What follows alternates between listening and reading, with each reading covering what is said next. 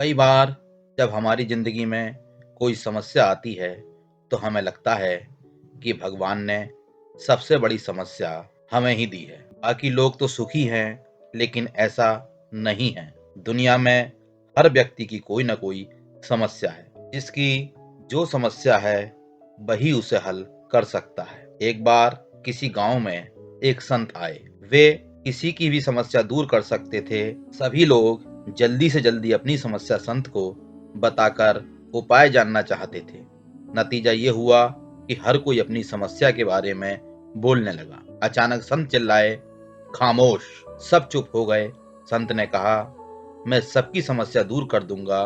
एक साथ बोलने के बजाय सब लोग एक एक कागज पर अपनी समस्या लिखकर लेकर मेरे पास आए।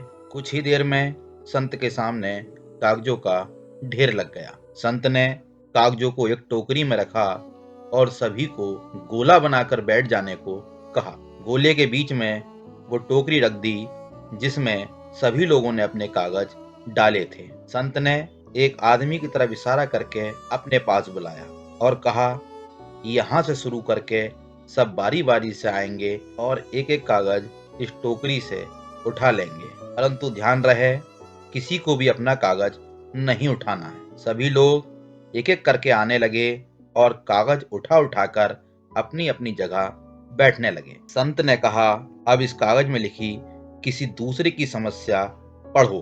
अगर तुम चाहोगे तो मैं तुम्हारी समस्या दूर कर दूंगा, पर उसके लिए एक शर्त है। पर जो कागज में लिखी समस्या किसी दूसरे व्यक्ति की है, वो समस्या तुम्हारी हो जाएगी। तुम्हें लगता है कि तुम्हारी समस्या बड़ी है तो उसे दूर करवा कर कागज पर लिखी दूसरे की छोटी समस्या अपना लो। चाहो तो आपस में कागज भी बदल सकते हो, ये तुम तय कर लो। जब तय हो जाए कि अपनी समस्या के बदले कौन सी समस्या लेना चाहोगे, तब तुम मेरे पास चले आना। लोगों ने जब कागज पर लिखी समस्या पढ़ी तो वे घबरा गए।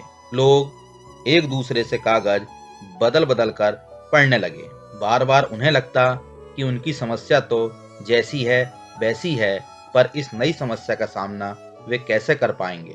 कुछ देर में हर किसी को समझ में आ गया कि उनकी समस्या जैसी भी है, उनके अपने जीवन का हिस्सा है और वे ही उसका सामना कर सकते हैं। और सभी लोगों ने संत से कहा कि महाराज, हम अपनी समस्याओं में ही खुश हैं, हमें दूसरे की समस्या नहीं चाहिए। और इतना कहकर महाराज के हाथ जोड़कर वहां से चले गए। दोस्तों, समस्याएं तो जीवन का हिस्सा हैं।